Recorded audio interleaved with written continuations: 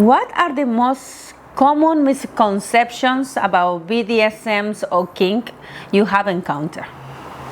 I think just generally, society often thinks that BDSM and kink stuff is very taboo and people are doing it against their will, and like things like impact play, for example, people think, oh, well, you're getting hit, how can you even like that? But really, what was that song? There's a fine line between pleasure and pain. So true. It's a thing. It's a thing. Definitely it is a thing. And I think education's the key. Like, the more we talk about BDSM and kink, I always like to separate the two. Okay, so that's a good thing. Yeah, okay.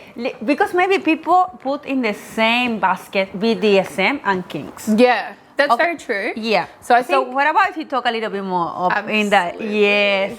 So I think generally kink is a broader way to describe what we would be doing, because BDSM traditionally stands for bondage, domination, sadomasochism. There's also a lot of variations to that. However, kink can be anything from foot fetishes to all different types of fetishes. So if you say kink, it's like covers most things. Yeah. It doesn't have to necessarily be because people bondage. Yeah, true.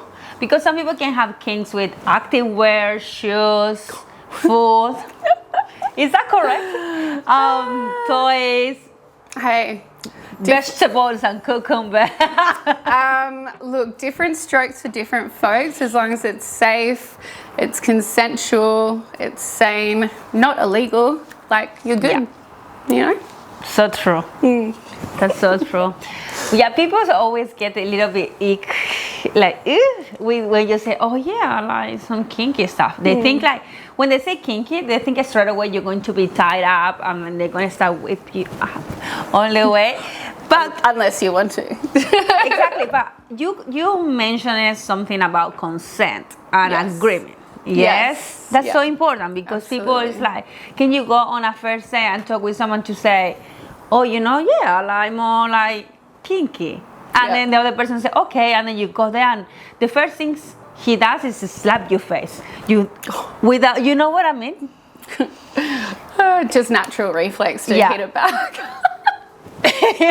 Don't do that. Don't do that. Don't do that. Talk about it. It's how important is the communication. Yeah. I think obviously it takes experience to potentially go through some bad things to be like, okay, well, that's not good for me. That doesn't align with what I'm into, what turns me on.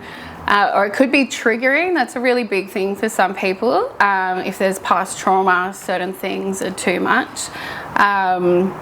And having that communication, that conversation, as it doesn't have to be weird. Like, as long as you're having a conversation with someone and you're saying, hey, look, just letting you know, it really turns me on if you do that little nibble behind my ear, or if you try X, Y, and Z.